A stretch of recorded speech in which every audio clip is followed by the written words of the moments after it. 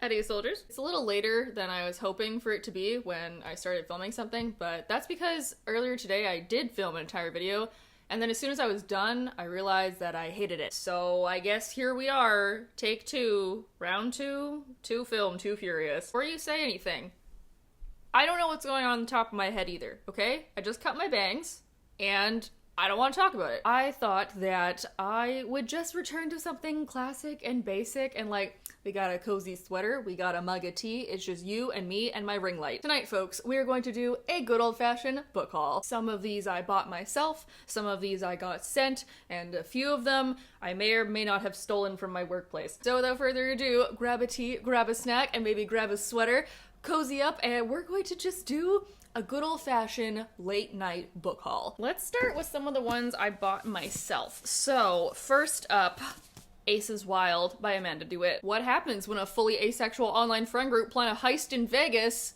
Shenanigans. Our main character, Jack, is the son of a Vegas casino mogul, and when his mother gets arrested for apparently some kind of crime, he realizes that she was being blackmailed by a rival casino owner, and so he gets his group of online friends together to plan a heist to figure out what this rival casino owner has on his family. A bunch of asexuals running around, causing shenanigans, stealing stuff, blackmailing other people. Also, I bought this at The Bookman, which is a incredible bookstore that is in Chilliwack. So if you are in the Lower Mainland Vancouver area, it is a journey to get there, but once you're there, you get to step into a world of magic. They have bookstore cats. Also, when I was there, I was wearing my If Villain Bad, Why Hot t-shirt. I had a nice older lady in like her 60s come up to me who had a literal mountain of very battered used copies of Harlequin romances, and she comes over and she goes, "If Villain Bad, Why Hot?" And then just walked away. I felt like I had been blessed by some kind of older mentor. I'm just gonna go change into that shirt right now because I am already too warm in this sweater. I'll leave the Etsy store I bought this from down below. This next one I tracked down, and we know from previous adventures that I am willing to go across the Lower Mainland to find a copy of a book when it comes out. So I did that for Queen of Nothing, I did that for The Stolen Heir, and I did it once again for Emily Wilde's Encyclopedia of Fairies by Heather Fawcett. Can we all just collectively take a moment to admire this edition that I found? It is stunning. It's one of the hardcover without the dust jacket, which I think is the UK version. Not sure what it's doing here in Canada, but like, isn't she gorgeous? I saw all of my trusted colleagues on Book talk about how much they love this book, and it sounds so perfect for me because it's about this curmudgeonly professor who studies fairies, who goes to Iceland to study Icelandic fairies, and then finds herself in the middle of a mystery. And I'm like, that is the final form that I am aiming to be. It's like an academic adventure, cozy fantasy, but with fairy folklore, and that is just right up my alley. It really floats my boat. I am so greasy. Oh wow. Number 3 is a book that I saw Sam, aka Ladybug's Books, on TikTok talk about, and then I saw it in store and I was like, oh damn, excuse me, sir, who is that? And that is A Spear Cuts Through Water by Simon Jimenez. Not only is the front of it gorgeous, but we all know it's the inside that really counts because look at this boy here. Ooh, a stunner. In this new epic fantasy, 2 warriors shepherd an ancient god across a broken land to end the tyrannical reign of a royal family. Say less. I think this is a standalone, and she's a big book. Like, there's gonna be some thick world building in here. And then, a book I'm really excited I can finally talk about right now is a HarperCollins title. So, in case you hadn't seen, the Harper Collins Union finally has come to an agreement, and they have a new contract. So, congratulations, HarperCollins Union! So, another reason I wanted to do a big book haul was because I finally opened the packages that I had been getting from HarperCollins for the last like 3 months. As part of the HCP Union's demands, they asked that book bloggers not review or show off any HarperCollins titles until they had ratified their contract, and they have, which means I can talk about stuff now, and there is a good stack. But one of the ones that I actually bought myself, this was a couple months ago, I went to the book signing and launch for City of Nightmares by Rebecca Schaefer. I got my book signed and she remembered me from last time that I was there, so like no big deal, we're just like besties now. She said that when she pitched this book, she said it was going to be a vampire with a cult. And that was the only thing that she told her agent. And then apparently the plot just went off the rails and we ended up with this. This is a Gotham-esque fantasy parody book, and I don't know what that means, but I'm intrigued to find out. The city of Newham is literally the city of nightmares. If you dream while you're there, you will turn into what you fear most in your nightmares. And our main character, Ness, is trying really hard not to turn into anything or wake up feeling weird or get eaten by any other nightmare that's roaming around the streets. So to keep safe, she joins this organization that is totally not a cult, you guys. As the author of Not Even Bones, I know that she can do horror and that gritty paranormal supernatural stuff really well. So I'm ready to just get ridiculous, see some delightful chaos, and get served some culty vampire realness. So speaking of HarperCollins titles, let's go over a few, shall we? From HCC Frenzy, I first got Margot Zimmerman Gets the Girl by Brianna R. Shrum and Sarah Wexelbaum. This is a YA sapphic rom-com about Margot,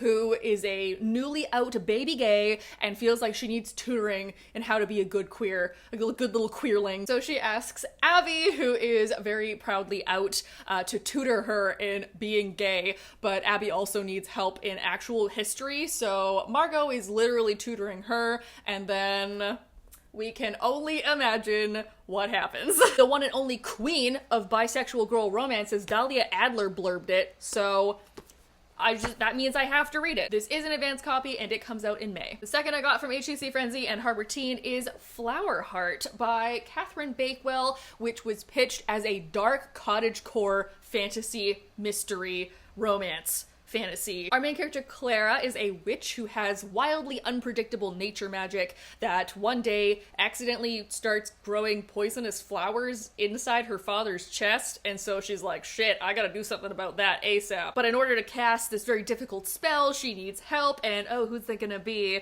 But Xavier, who's her ex-best friend. They need to learn to trust one another again, and she uncovers the secrets that he's been hiding, and something dark magic, something fantasy romance. This cover is giving major Howl's Moving Castle vibes, and to be completely honest, that's about half the reason why I asked for it. Next up is a book that I feel like I need sunglasses for. You know what? If I'm gonna commit to the bit, I gotta do it. Next book we're gonna talk about is Stone Blind by Natalie Hayes. I mean, it's a Medusa retelling. Like, do I have to say anything else? I don't think so. Literally, even the back of this book doesn't even try to give you a plot line. It's just like a fresh and stunning perceptive take on the story of Medusa. Like, HarperCollins knows the chokehold that a Medusa story will have on the general public. They don't even need to try. They're just like, oh, you want a Medusa story? Yeah? You want this? All right, call me daddy. Thank you, Daddy Collins. This comes out at the end of the month. For the last of the HarperCollins books, this email came into my inbox and I literally strained my wrist by at the velocity of which I smashed the button clicking to open this email, because I knew by the subject line what it was going to be. I'm now holding in my hands a physical copy of The Last Tale of the Flower Bride by Roshni Chokshi. The fate of my wrist is unknown, but the fate of my Goodreads February wrap-up is certain. Last Tale of the Flower Bride is Roshni Chokshi's adult debut that is said to be a combination of Mexican Gothic with Addie LaRue, although just from reading the back, it also seems a little bit like The Inheritance of Orquídea Divina, where once upon a time a scholar of myths marries an heiress to a fortune, and in return she asks that he never look into her past. But when a death in the family forces the couple to return to our heiress's childhood home, it turns out that the boundaries of fantasy and reality are completely split open as the bridegroom starts learning more about his wife's family and their magic. It's times like these where I wish that I was not so chronically online, because I too would like to be a mysterious bride whose family may or may not be magical, but I don't think that we're gonna see that happen. But I haven't met the majority of people who follow me online in person, so maybe to you, I am that beautiful, mysterious woman who lives in a weird house full of death omens and mysterious curiosities. So this next one is one I stole off my boss's desk. I feel like I've said that online a couple times now. I just need to clarify. I'm doing it with permission, okay? I work for a book distribution company, And my boss knows I'm a book blogger. Like, I just obnoxiously take advantage of any advanced copies that we happen to have in the office. So I happen to have commandeered a beautiful copy of Delicious Monsters by Liesl Sambury. And this cover, ooh, that'll snatch your soul if you're not careful. Maybe literally. Something about these hands just speaks to me. This is a young adult horror novel that centers two women a decade apart and the same creepy, weird house. So on one hand, we have Daisy, who can see dead people, and her mother inherits this mysterious mansion. And then a decade later, we have Brittany, a part of an online ghost hunting web series, and she wants to go to this mansion where something bad happened a decade ago. And I love stories like that has an event and then kind of circles around the event and gets closer and closer together, especially if it's two separate timelines. So I am looking forward to this immensely. And if you want a copy, this also comes out at the end of the month. So everything else, I forgot, some HarperCollins stuff. One second. I was sent a stack from Karina Adores, which is a queer romance imprint. I still have the box, hold on. Ooh, white balance? Where is she? There she is, okay. So I'm too pale to be in the frame with another very bright pale object. Yes, I still have this because I'm a professional book blogger. So, in that box, I was sent these 5 lovely things. So I've actually already read the romance recipe and I've already talked about it a little bit. So I'm going to pass this on to somebody else. Also, Devon and Chris plan a wedding, which I've heard nothing but good things about, which is like fake dating, fake marriage for a reality TV show type of thing. This sounds so funny and ridiculous. And I've learned a new thing about myself recently. And that is, even though I don't watch reality TV, I love books that center a reality TV show. I also got For the Love of April French, which I have never heard about before, but I'm intrigued because it is a trans main character who finds love and connection at a kink club. So, color me intrigued. Unfortunately, I am getting a bit of an ick from this because apparently our love interest is named Dennis. Look, if your name's Dennis, maybe consider changing it. Also, what is this cover? This looks like a 2003 YA dystopian. The gradient is just really getting me. The Gentleman's Book of Vices by Jess Everly looks so ridiculous and I'm so excited to start. Our main character Charlie is a scoundrel and a rake who just wants to drink and party and read his smutty novels and like, what a relatable icon. All he wants to do is meet his favorite author, and his favorite author is trying to keep his double life under wraps. So it's a gay rom-com about smut writers and bookstore owners, and I think that just sounds so fun. And if you think otherwise, you can take you, yourself, and your negativity out of my house. And last in that box is something that we all want. Book boyfriend, am I right? Who is my... Will Herondale, obviously. Although Darlington from Hellbent is a very close second because Will has I Am Catastrophically in Love with You, but Darlington has I Will Serve You Till the End of Days. So I'm just gonna let them duke it out. Although Darlington's a demon, spoiler, and Will is a demon hunter, so don't quite know how that would shake out, but I'll date the winner regardless. Chris Ripper wrote a rom-com where our main character is a writer who is toiling as an editorial assistant at a New York publishing house. Considering this comes from HarperCollins, that is ironic. But he has a secret crush on his best friend, and he writes a fictionalized version of him into his next best-selling novel, but not over-idealizing somebody and falling in love with the real person and not just a version of them. Okay, I need everybody here, including me, to go and just take 5, all right? I need a new tea, and I need to powder my face. I will be right back. Whoop, much better. Okay, I want to dazzle you with my sparkling personality, not my face grease. Okay, where the heck were we? I guess let's talk about this stack next. This is everything that I got from Tor, because Tor loves me. Truly, the people at Tor have treated me better than some of my ex-boyfriends, because, like, am I expected for some, like, random guy on Tinder to be able to send me The Archive Undying by Emma Mieko Kandon? I don't think so. When I tell you that I screamed when I opened this. And I've never done that with a man. I can't say that. Get in the robot, loser. We have a god to find. So we have AI deities with corrupted police states and giant robots steered by pilot priests that have corrupted bodies. And I don't know what that means. and I don't know if I should be scared. And our main character, Sunai, is a child of one of these giant metal mecha cities that got brought to life when the city itself was dying. I don't quite know how to wrap my mind around this, but I'm excited to try. Oh, sorry about that. Got so excited I kicked my tripod. This comes out in June. And then we also have this teeny tiny terrifying tale that is The Salt Grows Heavy by Cassandra Khan. So I've loved mermaids for as long as I can remember. But then I heard that there was another character who was a plague doctor and a creepy, dark, sinister forest with the mermaid, and I was like, oh my god, who do I need to harass to get a copy of this ASAP? Actually, who did I harass? Let me just check my email real quick so I can give you a good source. I harassed Giselle at Tor, so thank you, Giselle, for sending this to me. I say harass lightly. I very politely asked her, and we already have a relationship. It's like me stealing stuff from my boss's desk. Like, it's okay. They know I'm not about to go to jail anytime soon that I know of. Yeah, anyway, this is just a short little novella that sounds real freaking weird and real freaky cool. So, this comes out... Hello? May. This comes out in May. Something else that comes out in May. Oh no, this fully comes out in April. Okay. And that is, I got an advanced copy of The Lives of Puppets by TJ Klune. You see this cover? Look how freaking cool that is. That's real? Someone built that out of paper. It was a reel on Tor's Instagram of showing somebody like building this cover. Just, oh my god, people have the most amazing skills. Like literally last weekend, I went over to a friend's birthday party, and we're just gonna go on a quick tangent here. Okay, so I went over to their house for a painting party. So we all got canvases and paints, and then we all followed a Bob Ross tutorial, and there was like 10 of us. So we were like, oh, it's gonna be so fun. You know, at the end, we're all gonna have like different canvases. It'll all look cool.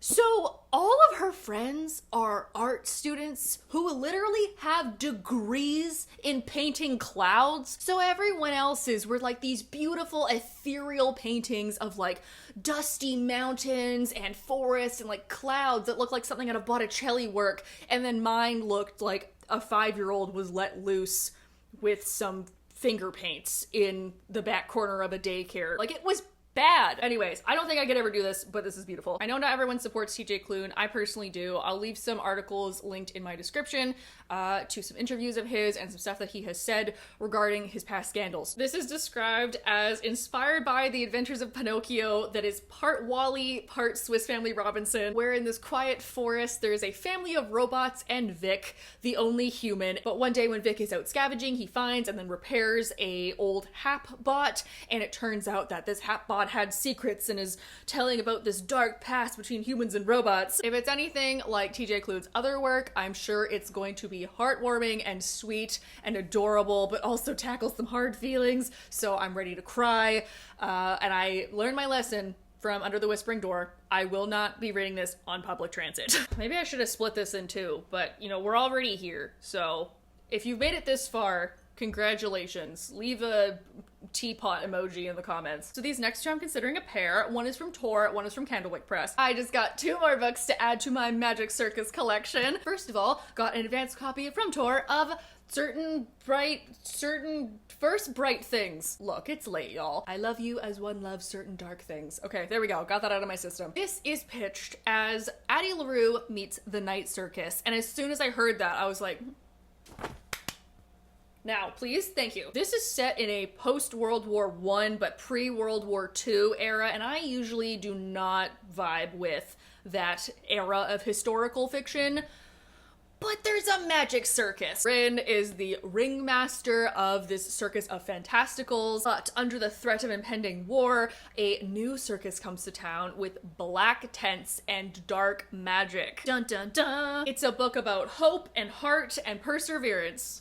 Damn, all 3? So the first Bright Thing by J.R. Dawson publishes in June, but if you want a magical circus that you can go out right now and spend your own money dollars on in store today, you can check out The Family Fortuna by Lindsay Ager. Evita was born with beak and wings and claws and is the jewel of her family's circus. But she and her siblings are trying to escape the family circus in the gilded cage that they've been left in, while also grappling with her self-identity and starting to realize that maybe it's okay to be a little monstrous. Delightful and disturbing, bawdy and breathtaking, horrific and heartfelt. Damn, this copy editor was having a great time writing this. We love a morally gray villain and we love a monstrous girl. Like, come on, Avita, babe, like, lean into it. Why did I just turn into Hades there? Next two are books I got sent by Vintage Anchor Press for Valentine's Day, and like, they know how to treat a girl right. They gifted me Sizzle Reel by Carlin Greenwald and The Wild Things by Laura Kay. If you looked up the word bisexual in the dictionary, this cover would be next to it. Baby gay cinematographer meets established gay A-list actress on set, and they fall in love. But if the glitz and glam of Hollywood is too much for you, maybe consider cottagecore gays, a group of friends that all give up apartment living in the city to buy a house in the middle of the country and like have this homestead DIY challenge of a lifetime. Sizzle Reel is out on April 18th and Wild Things is out on May 23rd. Oh hey, did somebody say dragons? I'm pretty sure someone just said dragons. It wasn't in January, maybe it was December, but I said I wanted more dragons in 2023. I want a dragon in every book in 2023.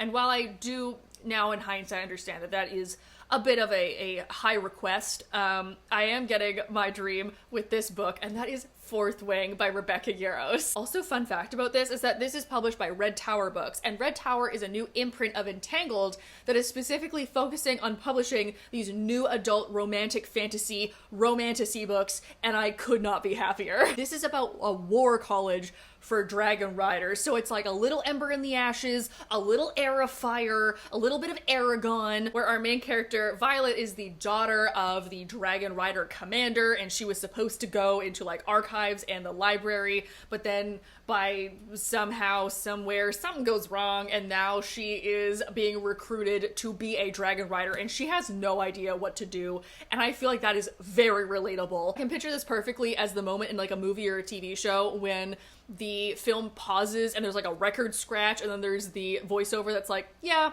that's me. I bet you're wondering how I got here, but instead of just her on the back of a dragon. Oh my god.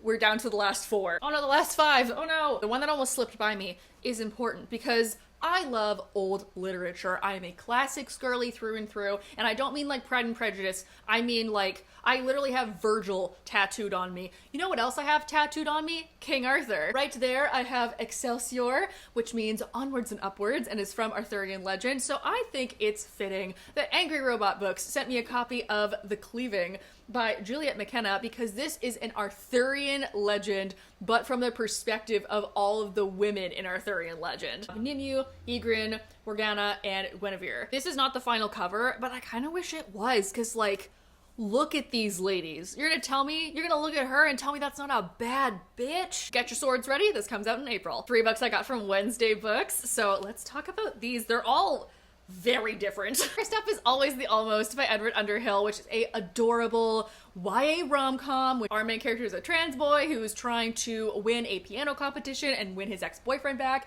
but then a new boy comes to town and ooh, he sees him for who he really is. The author is so nice because I talked to him a little bit, and funnily enough, for my work, they sent out a newsletter for when this book released, like a press release, and guess who just so happened to be in the press release? Like, my office knows that I'm a book blogger, but it was truly like a worlds collide situation, so that was really fun. I also got Where Darkness Blooms by Andrea Hanna. This cover is horrifying. It will be keeping me up at night, and I love it. Midwestern Gothic, where there's a town where the sunflowers tell you things, and it surrounds a trio of people who have all either lost people to flowers or have secrets they are trying to keep, and all of them get tangled up in mystery and secrets and hearing things on the wind, and like, that sounds so fucked, and I love it. This is actually out now, it's out in February, and I think this might be my next read because I have a cool idea of a Instagram photo that I want to take with it. And my last book from Wednesday Books is actually somewhat related to my Virgil quote, which I think is kind of fun. We love a callback. And that is Divine Rivals by Rebecca Ross. This is about 2 young journalists who find love through a magical connection while also facing the depths of hell and a war between gods. Shadow and Bone meets lore with enemies to lovers and a war between heaven and hell. And like, doesn't that just sound perfect? Wait, oh my god, this is signed? Thank you guys! Oh my god! In case people are wondering, my tattoo says, if I cannot bring down heaven, then I will raise hell. This comes out in April. And lastly, let me just take a drink of tea and recenter myself. To wrap this up, I am going to talk about the book that maybe I am the most excited about out of all of this. And I know right now my voice and my appearance make it feel like I'm not, but I am. I'm internally yelling. I'm just too tired to externally yell at the moment. Orbit reached out to me and asked if I wanted a copy of this book. And literally, before the sound of the ping of the email in my inbox had finished, I had already written an email back saying, here's my address. I audibly gasped out loud in the UPS center when they gave me this box. I unboxed this on TikTok and then had to cut out a good 15 seconds of me just emitting a very high-pitched noise. Orbit sent me a copy of The Foxglove King by Hannah Witten. Are you seeing this? Are you seeing it with your face? Are you looking at it with your whole face? Look how freaking cool this book is. This has all my favorite tropes. We have a dark fantasy, enemies to lovers with death magic and corrupted religious practices and royal court politics. Our main character Lore has a kind of death magic, and when she was younger, she escaped a cult that was using her in the catacombs beneath the city. But then when her magic is revealed, she's taken to the royal court and forced to help this caste of warrior monks with like poisons and this mystery of like why people keep dying in the city. And she gets tangled up in the glittering court politics, and one of the heirs won't leave her alone, but then also there's this duke turned monk who's like trying to help her. I don't know how Hannah Witten got the technology from the movie Inception to just go into my brain and figure out exactly what I would want, but somehow she did, and I think we should all be more concerned about that. This comes out in March, and when I finish this book, let me just tell you, get ready to be sick of me, because I likely will not shut up about this. I think that is that on that. Oh my god, I have so many things to read. I told myself I'm not gonna buy any more books this month and just like read some stuff. And then all of these showed up at my door. At this point, I didn't choose the book blogger life. The book blogger life chose me. And of course, I'm whinging just for humor. Like, thank you everybody and all the companies and imprints that like send me stuff and want to work with me. That's so wonderful. And I'm so excited that I have so many amazing new stories that I get to sink my teeth into in the next little while. Very happy, very grateful, and all the more grateful because I think that these books, combined with some of the other ones I have, means that I can get a new bookshelf. And if I get a new bookshelf, that means I would officially have enough real estate that I could realistically get a rolling library ladder. I mentioned it a bit online, but like I burned out really hard in 2022 a couple of times. And so in 2023, one of my goals is to stress less about reading. And even though I look at all of these and I get a bit overwhelmed, I'm also like excited about a lot of them. I'm trying to remind myself that reading is something fun that I enjoy doing. Like, isn't that crazy? I would make this outro longer, but I need to go to bed. I made the joke when I was 26 that I had one foot in the grave, and now that I'm almost 28, I feel like I would like to get into the grave and take a nap. You know where to click to like the video. You know where to click to subscribe. I hope you guys are all having a nice day wherever you are, and I will see you all next week. Bye!